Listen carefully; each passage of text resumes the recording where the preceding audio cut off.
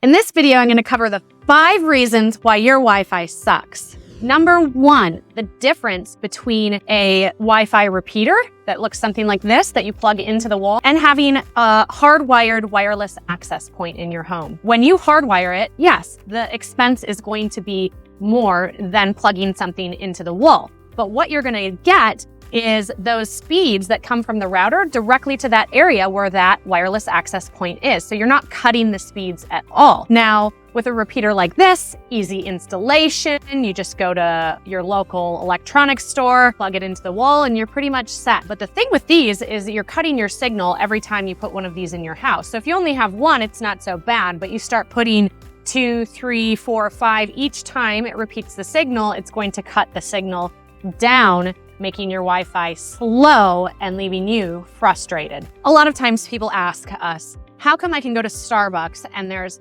10, 20, 30 people in there all on the Wi-Fi streaming seamlessly? It's because they use wireless access points at those places like coffee houses, hotels. That is how you have impeccable Wi-Fi, and it's what we recommend if you're looking for a more robust solution. Number 2, how many of these do you need? Is one gonna cover your whole house? Is one of these gonna work? To tell you the truth, we really never know until we get into the house because there's different construction materials used in homes. A lot of the historic homes we go into use lath and plaster, which is very hard to get a signal through in a house. So we actually have a device that we can come through the house and analyze the Wi-Fi to see where it drops and where you need more of. Now, we're in Florida, so we're always gonna recommend that you get a wireless access point outside. Say you have a pool, a cabana, you wanna spend time out there, you definitely want an outdoor wireless access point because reaching a signal through exterior walls to outside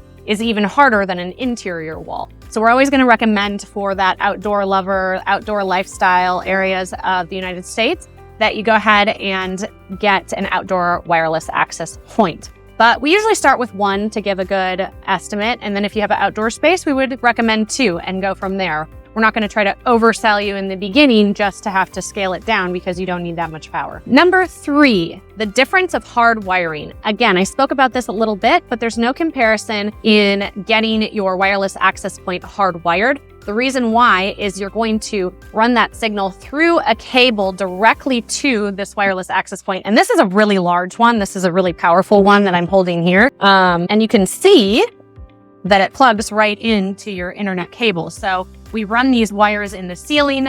They can go installed in ceiling or on wall. So you can discreetly hide them so you don't see them. They're usually not this big. This is for quite a big space or some really heavy building material we're trying to get through. Number 4, the normal router that the cable company or internet company you use that they put in your house is for around 900 square feet of open room. So it's really not meant for the houses we live in today. I mean, people are living in 3,000, 5,000, sometimes we even go into 20,000 square foot houses. There's no way on this planet that you're gonna have a good Wi-Fi signal.